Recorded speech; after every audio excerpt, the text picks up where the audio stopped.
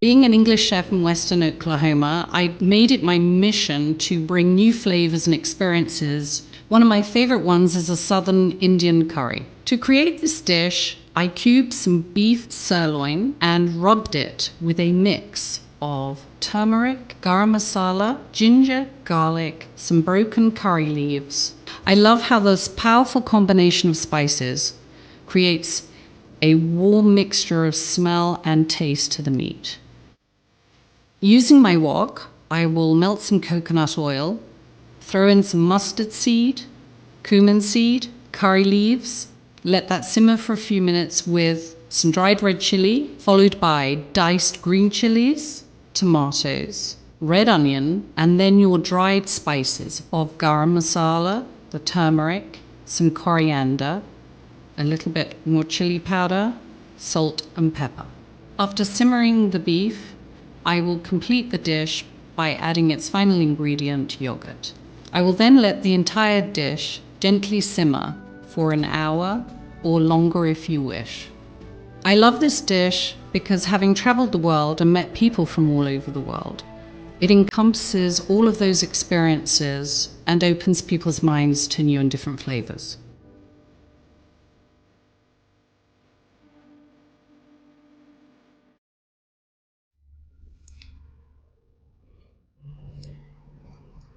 मासुको नाना पिस अनि त्यहीलाई काटेर अनि प्याज टमाटर लसुन हल्दी टमेटो त्यसको fry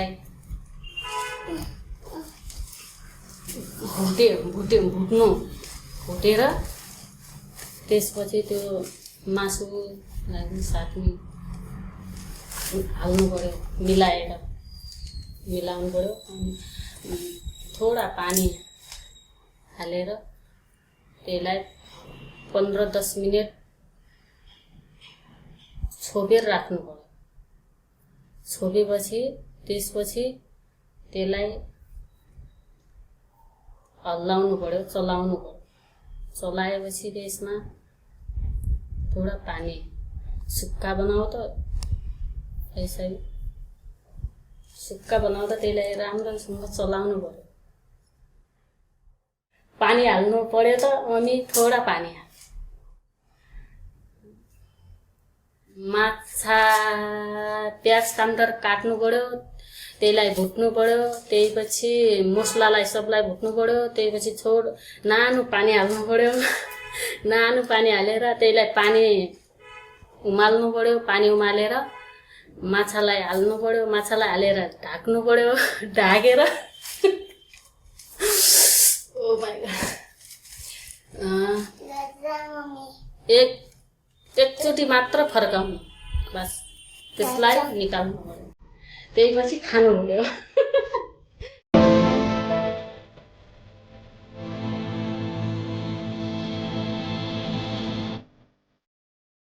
My name is Ami Cisneros. I am chef owner of El Barbecue in San Diego, California. I like cooking with pork tenderloin because it is very versatile. You can use it in so many different types of cuisines, so many kind of dishes. The coloring on the tenderloin was so bright and colorful. You only get that with the best quality product. I wanted to make a modern twist on a classic by wrapping the tenderloin in bacon. I really love this dish because of its comfort food aspect. It's really homey and comforting, and with the tenderloin in the dish, it really gives it a lot more substance. This is the split pea soup made with the Tyson Chairman's Reserve pork tenderloin wrapped in bacon. This is a Mexican twist on a classic Midwestern biscuit sandwich. I wanted to use the tenderloin as a twist on the chicken fried steak because it's juicier and has more flavor than regular chicken. We butterfly the tenderloin, bread it, fry it till it's crispy and nice and brown.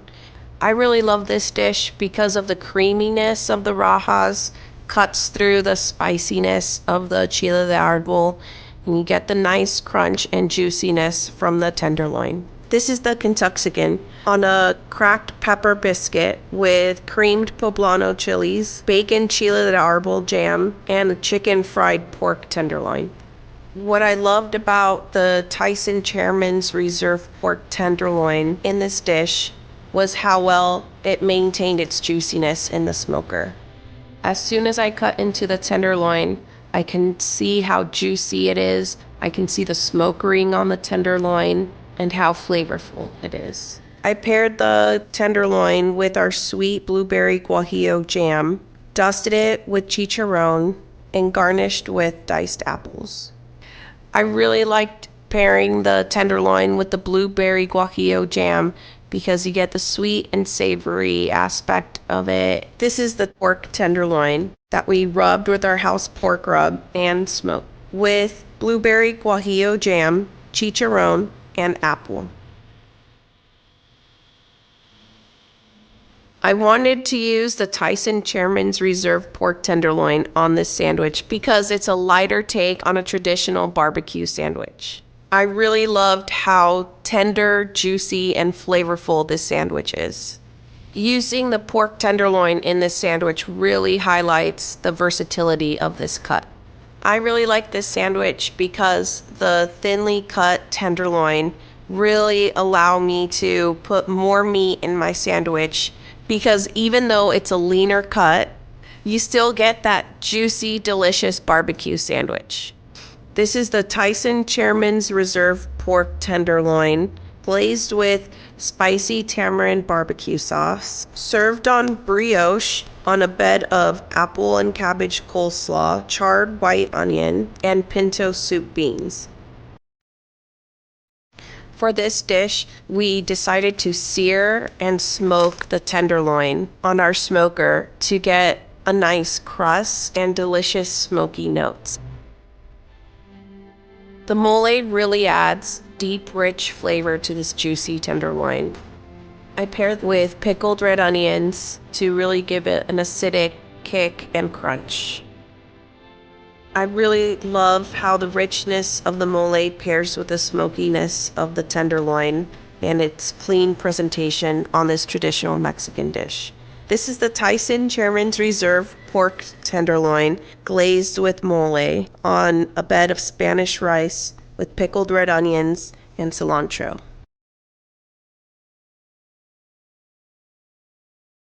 Today we're going to be talking about shio-koji and how you can personalize it to your liking, ways to ferment it, different levels of salt, and how to use it in your meats and vegetables. To make the shio-koji, you can take either fresh or dried koji, weigh it out, then mix equal parts purified water, and then calculate your salt percentage, anywhere from 3 to 10%. Then you have the option to either blend your shio-koji or leave the grains whole. Which, if you leave the grains whole, you can extract the liquid later on after fermentation and have a nice liquefied shio-koji, which you can then spray your vegetables, marinate your meats with a light coating, something that you won't have to wipe off later. It is then fermented for anywhere from 5 to 14 days.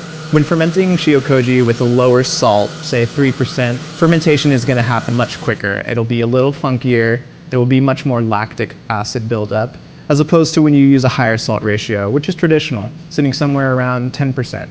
This doesn't allow as much control when you're seasoning your dishes later on or curing, but it'll have a little bit more stability and much longer shelf life. Just remember to never cross below 2% salt, as this can be a welcome environment for unwanted bacteria and harmful microbes. You can personalize it to your liking by adding flavorings such as dried mushroom, kombu, preserved lemon. It's really up to you.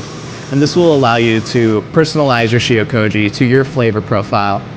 In this dish, we mixed in some nice preserved lemon skins into our shio-koji, and then we marinated some white sea bass for just about 30 minutes.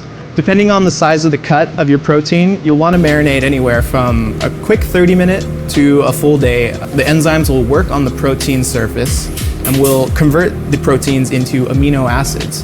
Now, this is the same process that would happen when you're naturally dry aging beef. It's just a sped up version using koji enzymes instead of the natural enzymes that occur over time. This is going to offer different flavor nuances. It's going to add a little bit more earthiness. It'll bring a little cheesy flavors, give it a nice sweet caramelized flavor when we cook it in a pan.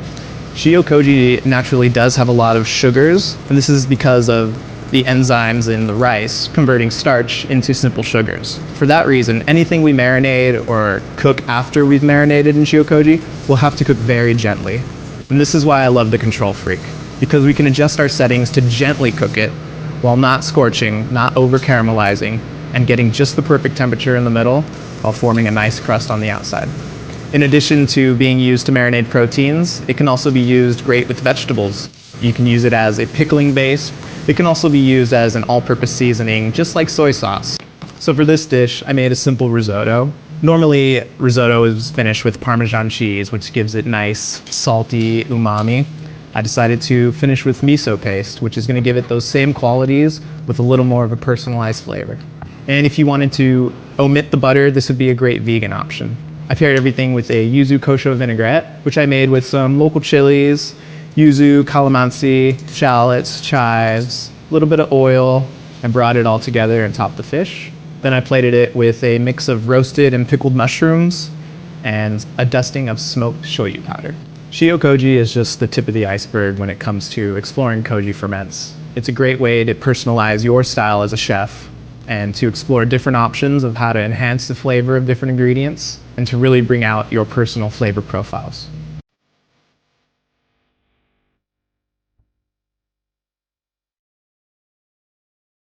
Here's a healthy and flavorful Maldivian curry for anyone wanting to add more vegetables into their diet. Eggplant curry. Here are the ingredients you'll need. To start, add 1 tablespoon of coconut oil into a pan over high heat. Now add the sliced onions, chopped garlic, curry leaves, chilies, grated ginger, and mustard seeds. Toss till fragrant until the onions begin to brown. Now add the eggplant and lightly stir. Add the curry powder, chili powder, turmeric, salt, and if you choose, add the dried fish pieces as well. Stir so the spices are evenly distributed amongst the rest of the ingredients. Pour about a cup of water. Then cover and cook till the eggplant becomes tender. This will take about 10 minutes. Now we're ready to add the coconut milk. Turn to low heat and leave to simmer for about 2 minutes more. Eggplant curry can be eaten with rice or Maldivian flatbread called roshi. Learn about Maldivian cuisine and try more recipes like this with Cook Maldives the Cookbook.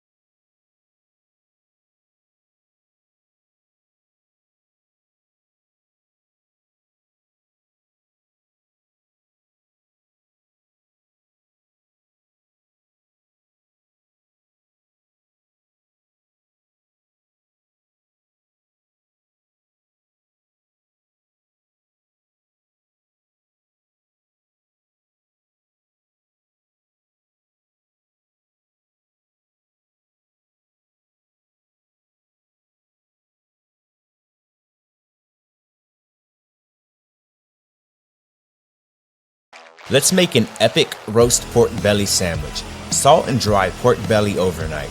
Roast in the oven and shallow fry to crisp the skin. I'm serving it with an XO sauce mayo. First, crisp up prosciutto and add in reconstituted dried scallops, garlic, ginger, chili, shrimp powder, Shaoxing wine, stock, soy sauce, and reduce and then slightly blend. Mix the XO sauce with the mayo and reserve. Fry and baste some eggs. Serve on delicious General Mills Pillsbury Golden Baked Easy Split biscuits. They are the perfect vessel for this pork belly candy.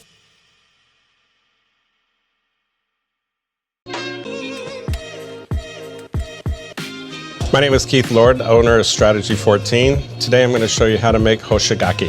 Hoshigaki is a Japanese traditional method of drying persimmons. Goes great with anything. It really tastes like fall. So the first step in making hoshigaki is taking a ripe persimmon. Traditionally a hachiya can be done with fuyus, can be done in any stage of ripeness. The result will just add to the flavor. There is a traditional method of doing it. However, there is no right and wrong way. First step, take ripe persimmon, leave the leaves on, peel as close to the leaves as you can, getting underneath them as much as possible, and then just make nice, uniform peels. Once peeled, we're going to tie them. We're going to tie them with twine. This one has a stem, so we're going to tie the stem. And we're going to tie them two together and then hang them from there. This one doesn't have a stem, so I'm going to use an eyelet screw right in the center where the stem would have been. Screw that in. Now that they're tied, we're going to hang them. You can hang them on a clothesline, or on a series of dowels. Hang them in a window with a little bit of airflow. They'll sit for one day untouched, allowing the air to get around the outside. Starting on day 2, we're going to massage the persimmons. And not really gently. We're going to give them a real good massaging to let loose on the liquid, to break some of the sugar cells and the cells of the fruit inside. After just a couple days, you'll notice a change in the texture of the fruit, but we continue to massage it once a day, every day for a month. Continuing to break down the fruit, the sugar cells, the liquid. Day 7, fruit is softened. Continue to massage, break down the cells, a jelly-like feeling to the outside. They start to get a little tacky. That tackiness will then soon dry and the sugar will start to bloom. So after 30 days, this is what we're looking for. Sugar's bloomed on the outside, fruit is firm, still a little soft in the center. Here's our finished product. To serve this, simply shave it thin, similar to a truffle.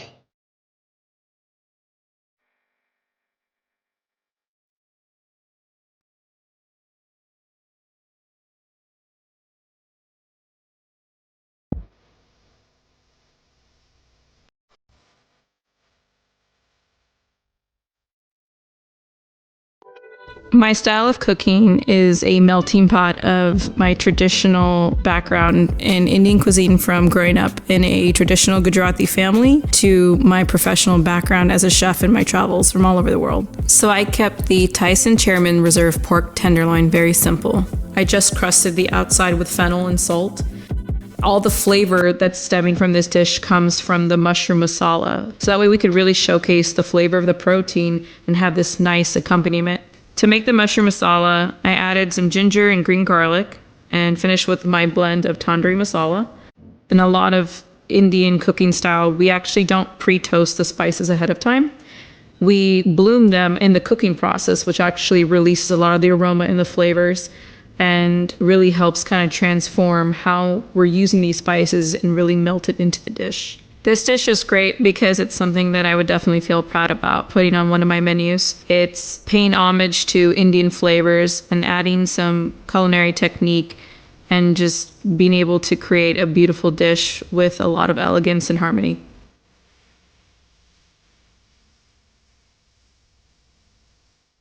I love to blend Indian spices and mix them with other flavors, whether it's a traditional American dish or taking something that I grew up with and kind of reinventing the wheel. So this is a take on a classic sandwich you would find on the streets in Mumbai called a chutney sandwich.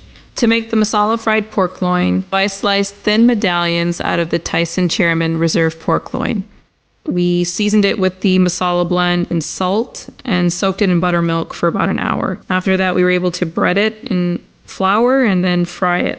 I think the Tyson's Chairman Reserve pork loin is a very approachable cut. I think it's something that has a little bit of fat to it, but it also has a lot of flavor. I love this dish because it's taking both of my roots being born and raised in America and also growing up in a traditional Indian family and bringing them together. And it's showcasing a classic fried pork loin sandwich and merging it with a classic Indian chutney sandwich and showing that there's just epic harmony between the two.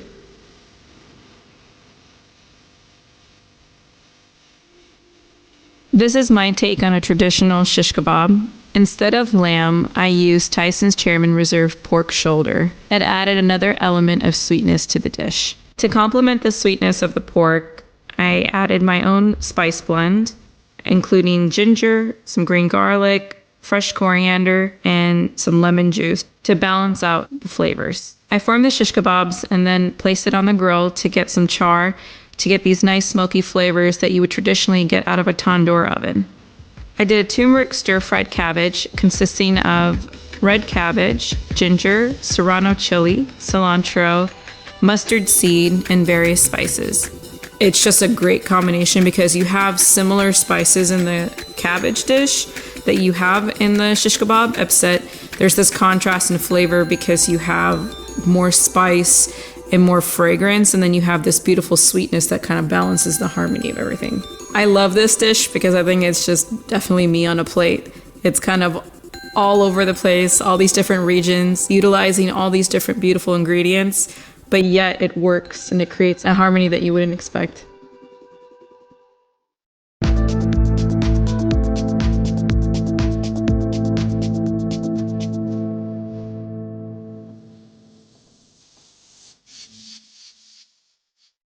My name is J.R. Martin. I am chef and co-owner of Tatang in Los Angeles. My cuisine specializes in comfort Filipino food that you would find in Manila. This is longanisa meatball. I use a Tyson Chairman's Reserve pork shoulder by grinding it up, seasoning it with a little bit of brown sugar, beet powder, garlic, and oregano. Pork shoulder is such a great choice to make meatballs because you have a very good ratio of lean meat and delicious fat. I thought it would be fun to prepare these over charcoal as an unexpected surprise to the guest. After grilling, I coat these in a banana barbecue sauce and finish them off with crispy garlic. This is grilled pork belly liempo. I use a Tyson Chairman's Reserve pork belly, cut them into thick strips, and marinated them overnight in soy sauce. I grill the pork belly over charcoal to make sure that the smokiness and richness that comes from grilling over charcoal shines through. This dish is very simple. I wanted to let the pork belly shine on its own and serve it with a side of vinegar, tomato, and calamansi to add a little bit of brightness. This is tocino, a Filipino grilled pork shoulder. I use a Tyson Chairman's Reserve pork shoulder by marinating it in brown sugar, soy sauce, and a little bit of beet powder for color. Tocino traditionally is cooked in a saute pan. I chose to grill it for the smokiness that lends to the characteristics of cooking it on the grill. Once we take it off the grill, we slice it and we glaze it in the reduced marinade. It all blends very well together, and once you dip it into the spicy vinegar, it's got such a great combination.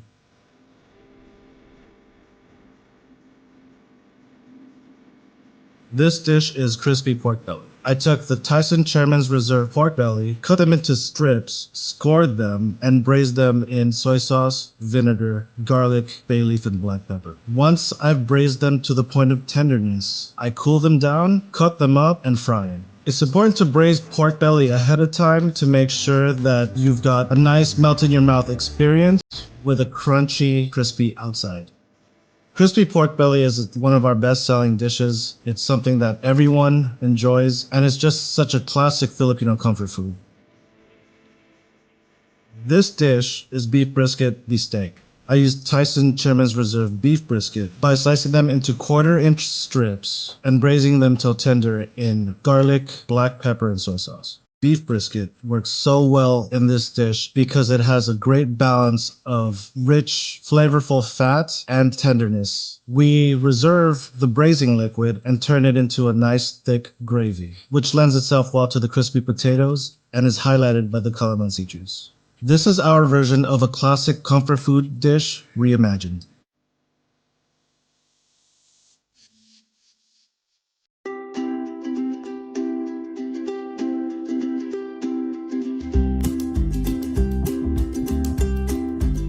Hi, I'm Lace and I'm the author of 3 Dishes 1 Soup Inside the Singapore Kitchen. So today I'll be teaching you guys how to make this recipe, which is from my maternal grandmother, and I'll be going through with you step-by-step procedures to make this delicious steamed fish.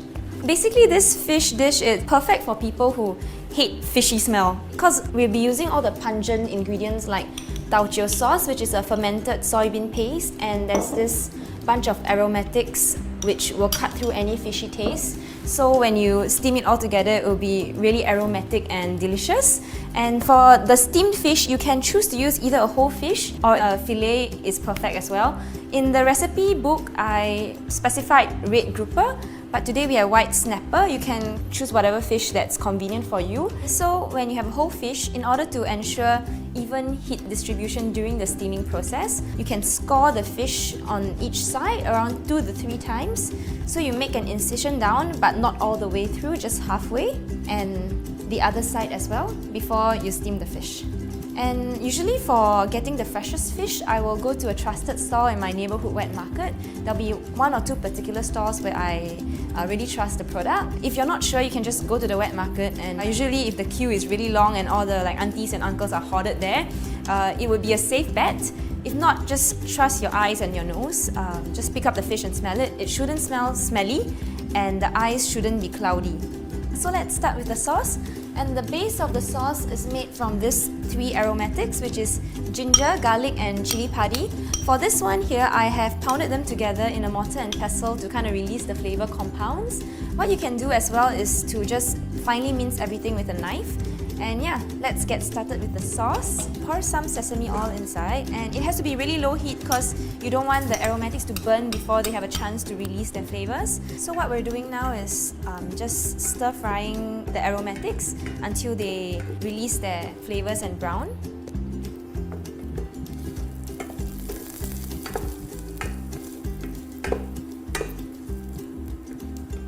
So I'm going to add the tao chio paste. This is just fermented soybean paste. This is the key to making a delicious sauce because it is so full of funky fermented flavors. And it pairs really, really well with all the aromatics and the fish. Just give it a quick saute once it hits the pan. Once you get a whiff of the tao chio smell, you can switch off the heat and that's the sauce done. Okay, so we have our sauce made here, and what we're going to do is we're going to smear it on top of this plank of fish and steam it. And when it steams, the sauce kind of trickles down with the steaming juices and it forms its own sauce in the steamer. If you want the steamed fish to be a bit more on the saucy side, you can add a little bit of water into this pot. And what it does is it kind of helps to soak up the remaining sauce so you don't waste a single drop of the tao chio sauce that you just created. And then you kind of pour it all over the fish before you steam it. And this will result in a steamed fish that has more sauce. So now we're going to steam the fish, and it depends on how big your fish is. Usually steam on high for around 6 to 8 minutes, and what I will do is I will switch off the heat and let the fish cook in the residual heat. You just leave it in there and let it sit for like 1 to 2 minutes, and then you will have tender and moist flaky flesh.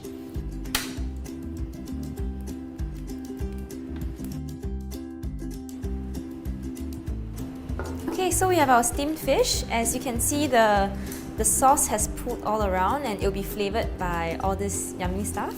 And you can tell when a fish is cooked when you take a fork or a chopstick and you poke it all the way down and up. It should meet with no resistance, and the flesh should be flaky and tender inside. And to tell if a fish is fully cooked, its eyes will be completely opaque and white as well. And there you have it, steamed fish with tao chio. So if you guys want to check out more of this traditional home-cooked recipes, you can check out 3 Dishes 1 Soup Inside the Singapore Kitchen, and it will be retailing wherever books are sold, and it will also be retailing on my website aroundthediningtable.com. So if you guys want to check out more food stories, more recipes, or if you want to purchase this book, you can check out the link below or on top. You can check out the link. Hello， 大家好，我是王刚。今天我要教大家做麻婆豆腐的家常做法。首先，我们选择嫩豆腐400克，然后把豆腐切成1.2厘米左右的小正方形。首先在豆腐碗中加入适量的盐，碗中倒入90度的开水，将豆腐浸泡5分钟备用。豆腐用盐开水浸泡之后，可以有效去除豆腥味，去除腥味的同时还能使豆腐更加的滑嫩。首先我们选择鲜牛肉50克，然后把牛肉切成大小均匀的牛肉粒备用，最好选择带一点点肥油的牛肉，这样的牛肉末炒出来才不会发柴，吃起来才会更香。麻婆豆腐的配料有切好的牛肉末、蒜苗、小葱、郫县豆瓣酱、永川豆豉、姜末、蒜末、辣椒面和泡好的豆腐。首先我们把泡好的豆腐沥干水分备用。锅烧热以后加入适量的油滑锅，滑好锅以后将热油倒出，锅内加入适量的底油烧至4成热，然后牛肉粒下锅小火爆炒1分钟。1分钟以后加入适量的青花椒，继续开小火煸炒1分钟。这一步的目的是让花椒中的麻味和牛肉末的香味充分的融合在一起。牛肉末炒香以后加入豆瓣酱和永川豆豉，然后继续开小火炒香，炒出红油。豆瓣酱炒香以后加入姜葱末和辣椒面，小火翻炒几下，将辣椒面炒香以后加入适量的清水。然后我们下一步开始调味，加入适量的盐、味精、花椒面、胡椒粉和一点点的白糖，再加入适量的老抽调底色，然后将豆腐下锅小火烧至4分钟。第2分钟的时候，锅中加入适量的水淀粉勾成薄芡。第3分钟的时候将锅离火，加入少量的水淀粉进行第2次勾芡。小火烧至第4分钟的时候，再次将锅离火，再次加入适量的水淀粉进行最后1次勾芡。勾芡的过程中必须用勺子轻轻地推动豆腐，以防止粘锅或者烧糊。最后淋上少许花椒油即可装盘。